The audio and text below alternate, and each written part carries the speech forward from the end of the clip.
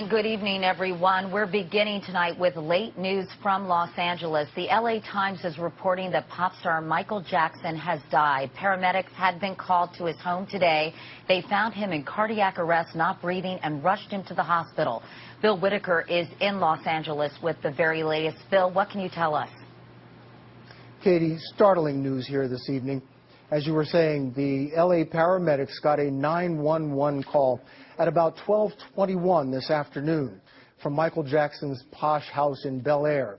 They rushed to the house and found him in cardiac arrest, not breathing. They took him by ambulance to the nearby UCLA Medical Center, where shortly after his arrival it was announced that he was in a coma. His family members rushed to be by his side. But just a short while ago, at 3:15 Pacific time, Micheal Jackson, the king of pop, was pronounced dead. Katie?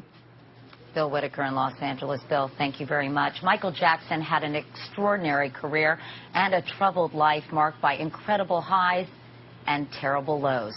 Once again, here's Bill Whitaker. Micheal Jackson always said he identified most with Peter Pan, the boy who never grew up. Jackson was the boy who burst onto the music scene with his brothers in the 1960s.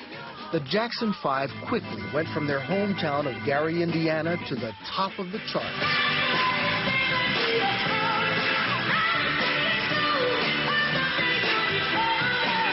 By about age 11, he was the most popular member, but he left the group in his 20s to moonwalk his way to superstardom, becoming one of the most popular people on the planet. Are you all right? Jackson's 1982 album, Thriller, still is the top-selling album of all time worldwide. And Micheal Jackson was the top performer in the world through much of the 1980s. But somewhere along the way, Jackson went from the king of pop to Wacko Jacko. Some say it started with an accident during the filming of a TV commercial that burned his scalp severely and led to a dependence on prescription painkillers. He became an increasingly reclusive and odd figure, married briefly to Elvis Presley's daughter, then to his skin doctor's assistant. A father of 3, despite ongoing speculation that they could not be his natural children. He sparked one of his many scandals when he dangled one of the children over a balcony, causing concern of his parenting skills. All of those scandals paled to the ongoing suspicion of child abuse. He paid one boy more than $20 million to make his allegations go away. But it happened again one day in November 2003. Within a very short period of time, there will be charges filed against Mr. Jackson. Multiple counts. The charges stemmed from this documentary in which Jackson stated again his belief that having young boys in his bed was completely natural. It's very right.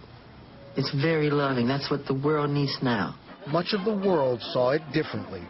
Jackson was arrested, handcuffed, booked, and eventually stood trial. The court case was a surreal spectacle befitting Jackson's bizarre way of life, including dancing on top of SUVs, pajamas worn to court, and a string of celebrities walking in and out of the courthouse in Santa Maria, California. Please keep an open mind and let me have my day in court. But the inconsistent testimony from the boy and his family members, including a truly bizarre 5 days on the stand from the boy's mother, convinced the jury Jackson was not guilty.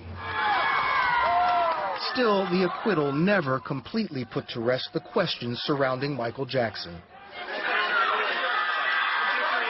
A curious figure who leaves behind a legacy of staggering musical genius and stunningly bad judgment. A master of memorable performances and a man whose real life remains a mystery.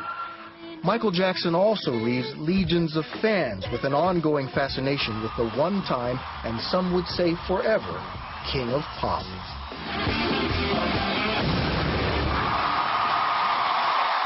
Bill Whitaker, CBS News, Los Angeles.